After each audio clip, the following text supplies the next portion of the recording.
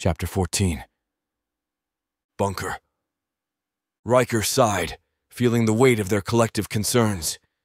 "We've always said we were about more than just survival," he began, locking eyes with each person around the table. "We've trained, we've prepped, and we've stood together as neighbors and friends. Now we face a choice that will define who we are and what we stand for." He let his gaze drift down to the maps again, zeroing in on the locations identified as Chinese-controlled. "We're sitting on a powder keg, and it's only a matter of time before it blows. So do we go north to help others, or do we protect our own backyard first, which also helps those to the north?" Silence hung heavy in the air as each person considered the gravity of the decision before them. Then Joanne, a middle-aged woman with a steely demeanor, spoke up.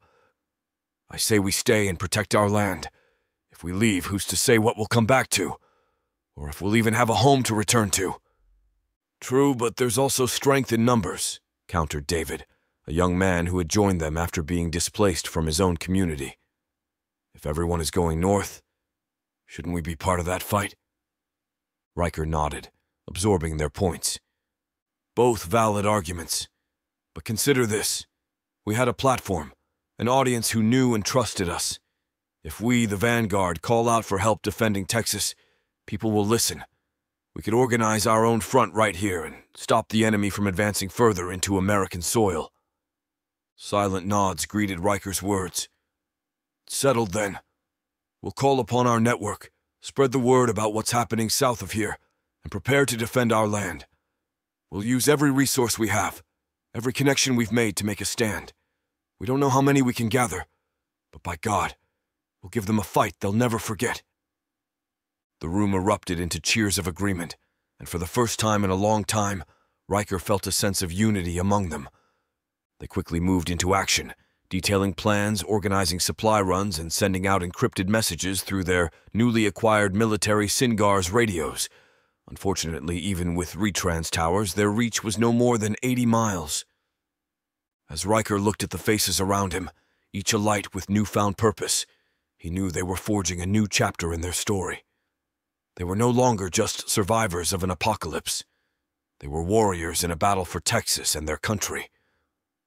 First mission assignment was to get in contact with the UCM in Jefferson City, Missouri. He shook his head as he listened to the latest intercepted Chinese radio transmissions and the messages coming in from convoys moving towards Jefferson City. The Vanguard had amassed a respectable arsenal and stockpiles of supplies, but even that felt inadequate when pitted against a well-organized foreign invasion. "This is it. Prepare me a message to send out to these groups. We have to get them and their supplies to us for the push south. We need runners on dirt bikes to locate groups after we make contact with them. We can't afford to give away our position or theirs over the radio," Riker suggested, and with minutes people were working diligently to make it happen. Luckily, they were already tracking a group of a few hundred people 50 miles away, moving north, a perfect opportunity for reaching out. "Mayday, mayday, mayday. This is an emergency call out to all Vanguard in the area. I am Riker Kane, and the time has come to fight. Looking to speak with groups moving north. Over." Riker waited for contact. After repeating his message 2 more times, he began to give up hope that their radio was on, or that they knew who he was. Then he heard a mic key up. Hey, brother, how's it going? Is this really Riker from Vanguard Ballistics? Over." A voice came in response to his message. Cheers erupted throughout the radio room of the Vanguard bunker, but were quickly suppressed as Riker began speaking. For the next 5 minutes, conversation went back and forth with Riker, attempting to convince the group they needed to join them, as they reluctantly thought about it. Finally, Riker stopped speaking to them as a star of a popular YouTube channel, but as a warrior and leader. "Listen, I get it. North is where the immediate fight is, but that is most likely because they don't know about the Chinese invasion from the south. But if these reports are true, and I wouldn't be speaking to you if we were not confident, we have a critical situation brewing right in our backyard. And the longer we wait, the worse it'll get. We hit them before they expect it, and before they can dig in any further. This would be much more beneficial for those to the north than traveling all the way there, surrendering all the land between here and there, just to have to fight and regain it later. The Chinese contingent in St. Louis is small. Hell, the Ozark hillbillies will probably eliminated them. They're only a distraction for the main well-armed and supplied force coming our way from the south. Over. After a weighted silence, nods and murmurs spread through the group around him. They waited for a response. Everyone held their breath as they heard the click of static signaling someone was about to speak. "Roger that. You make a compelling argument, Riker. Though I haven't heard of you plenty here have and want to become part of the Vanguard." Over. Riker sighed in relief. "All right," Riker said, clearing his throat as he began refocusing the group's attention. "Our first action step is to establish secure lines of communication with other like-minded groups. We can't afford any leaks or misunderstandings.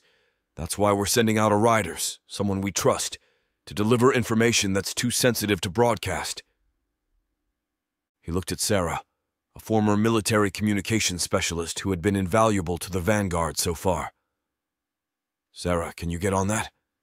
Make sure whoever we send is equipped with everything they need to securely relay the information." Sarah nodded firmly. "Absolutely. I can prep a secure package and brief our rider on protocols."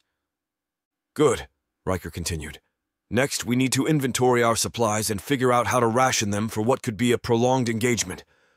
I'm talking food, ammo, medical supplies, the works." "I'll handle the inventory," volunteered Mateo, a meticulous man who had once been an accountant in his previous life. "Great.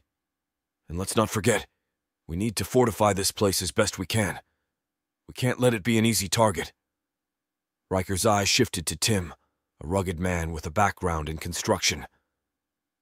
"You got it," Tim said. "I actually already did an assessment on the place, and with most of it underground with the 1 to 2 foot raising above ground level, it seems very secure already. The main thing I want to focus on is rounding the top, making it look less like a structure from above." "Great idea. Lastly," Riker concluded, "we've got to get the word out. Luckily, all the electronics here were protected, so make a good voice recording and loop it for all to hear and have them contact us at this channel. We've got to rally as many supporters as possible." The room seemed to breathe a collective sigh of relief. A plan was in place. There were still many unknowns, but they had a course of action, and that in itself was empowering. As the meeting dispersed, people moved off to begin their tasks, as riders prepared to leave, entered the room. Riker handed them a small, secure case, its contents known only to a select few, a case with a radio frequency for the SINGARs and shortwave if they find a new one. Most importantly, there was a meeting location where Riker can evaluate those who arrive and ensure they are no threat to the Vanguard. "Godspeed," Riker told the riders, slapping them on the shoulder. "Get this information where it needs to go, and be careful. You're one of our most valuable assets." The riders nodded, a serious looks on their face reflecting the weight of their mission. "You can count on us, Riker." The very young riders then sped off. Riker's eyes stung as he felt the weight of the moment, his mind racing through countless scenarios, each more perilous than the last. Leadership in these times was a heavy burden, one laden with moral and existential dilemmas. The room seemed to close in on him as he pondered the possible loss of life due to his decisions. "Can I live with that?" Riker thought. It was in these moments that he missed Mir the most, her wisdom, her strength, her ability to make even the most unbearable situations seem manageable. She had been his sounding board, his confidant, his rock. And now she was gone, her absence a gaping wound that refused to heal. For a moment he let himself feel it, all the sorrow, the fear, the overwhelming responsibility. Then, taking a deep, steadying breath, he pulled himself back to the present. His eyes hardened. "Mir, give me the strength to make the right choices," he whispered to the darkness, as if his departed wife could hear him. "Help me bear the weight of these lives, the weight of this war." He knew the path ahead would be fraught with peril, but they had no other option. The cost of inaction was too high. They had to fight. They had to resist, even if that meant unimaginable sacrifices. Riker understood that now, more than ever, he couldn't afford to be paralyzed by his fears and doubts. With a final glance toward the heavens as if seeking some invisible confirmation, Riker returned to the planning table. It was time to focus, time to prepare. For they were now not just fighting for survival, but for the very essence of their humanity, their freedom, and the future of their children. And in that fight, failure was not an option. The next few weeks were a flurry of activity. Riker and the Vanguard coordinated with other groups who had been planning to move north, convincing many of them to join their southern campaign instead. The outreach was surprisingly effective. It seemed the news of the Chinese invasion had galvanized people in a way that mere survival never could. "Riker! Riker! We got your grandfather's old shortwave radio working, but that isn't the best news," Sarah shouted, running down the long corridor to where Riker was seemingly always located, planning their southern advance alongside former military personnel with the necessary skill. Hearing her clearly due to the sound traveling down the corridor, Riker looked up from his work. "What is it that has you in such a ruckus?" Now entering his workspace with a huge grin on her face, Sarah began speaking. "We made contact with someone in Missouri. She calls herself Ivory Hecker, and she wants to speak with you." "Wow, Ivory Hecker, huh?" Riker said, looking at Sarah with a sense of anticipation as they navigated the narrow hallways to the communications room. "If she's on the air, that means there are others out there, fighting," Sarah stated with excitement. "Exactly," Riker replied, "and it's time we get back in touch with the world. It might boost everyone's spirits to know they're not alone." As they entered the room, several members of their group were already huddled around the antique shortwave radio, eyes wide and full of hope. The room was filled with the sounds of static and distant voices, a lifeline to the world beyond their underground haven. Riker felt a surge of pride as he looked at the shortwave radio, old, dust-covered, but miraculously functional. Sarah had tinkered with it for days, cleaning it, testing its components, and finally, against all odds, bringing it to life. It was a testament to her ingenuity and the resilience of old technology. He walked over to the radio and adjusted the dial, tuning it carefully. Static filled the room, then faded, replaced by the unmistakable voice of Ivory Hecker. She was discussing recent events, rallying her listeners, offering both information and inspiration. "For all those out there listening, you're not alone," Ivory's voice crackled through the speaker. "We're fighting this fight together. Stay strong, stay vigilant, and most importantly, stay free." A hush fell over the room, broken only by the static buzz of the radio. It was a moment of collective relief, a tiny but significant victory. The outside world was still there, still fighting, and now, thanks to a piece of forgotten technology, they were connected to it once more. "Let's make sure this isn't the last time we hear her voice or anyone else's." Riker finally broke the silence, looking at Sarah with gratitude before taking control of the microphone. Hey, Ivory. This is Riker Kane from Vanguard Ballistics. Great to hear a fellow YouTuber on the airwaves." A second later, Riker heard his voice feedback through Ivory's signal. Second after that, he heard her cut her ending address of survival tips short. "Hello, fellow patriots. We suddenly have a very special surprise guest, Riker from Vanguard Ballistics. This is quite a surprise. I now have goosebumps popping up all over. Riker, I am sure everyone wants to know how the ranch survived. Everyone doing good?" Riker felt the loss of Mir turning his guts as he thought about her question. A question he really didn't want to get into. "Well, Ivory, like many others, we were hit hard by those damn blue helmets, and we smashed as many as we could. Everyone has a loss, and that has been the way for months, and will be the same for months, if not years to come. Ivory." Riker paused to take a breath and compose himself.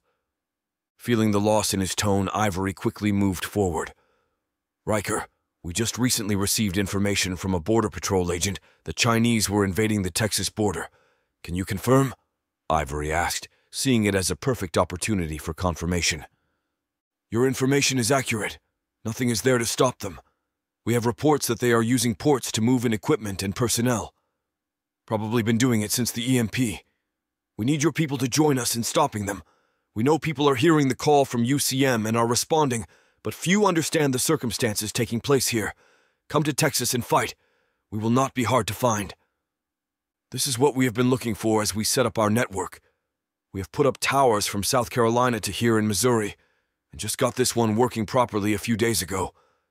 Your signal must have connected along the line. So far, there has not been any Chinese activity east of the Mississippi. Probably part of the strategy got us a severe case of Red Dawn going here. Don't you think, Riker? Ivory asked. Absolutely, Ivory. I need to stress all able-bodied fighters head south. Those Chinese soldiers are no match for Ozark people. We have many more here. Keep in touch, Ivory, and I'll update you regularly on the fight here, Riker said, releasing the microphone for the last time that evening as Ivory continued her broadcast. We have work to do. Let's get ready to join the fight. With renewed purpose, the group dispersed, leaving Riker and Sarah alone by the radio. It was as if Ivory had rekindled a spark in them, a reminder of the urgency of their situation, but also the potential for hope. I knew that old shortwave would come through, Sarah said, her eyes meeting Riker's. He smiled at her, and I'm glad you were right. It gives us a fighting chance, Sarah. A fighting chance for everyone. In that moment, the weight of leadership felt a little lighter, as the static on the radio combined with the clear, resolute voices of those unwilling to surrender. Finally, the day of departure arrived. Supplies were loaded, weapons were checked, and last goodbyes were said. As Riker looked into the eyes of his children, his resolve hardened. The farther away they are from you, the better, he murmured to himself, speaking in regards to the Chinese Communist Army. With a final wave, Riker climbed into the lead vehicle. Around him, the members of Vanguard followed suit, their faces set in expressions of grim fortitude. Engines roared to life, and the convoy rolled out, leaving behind a cloud of dust and a bunker full of loved ones praying for their safe return.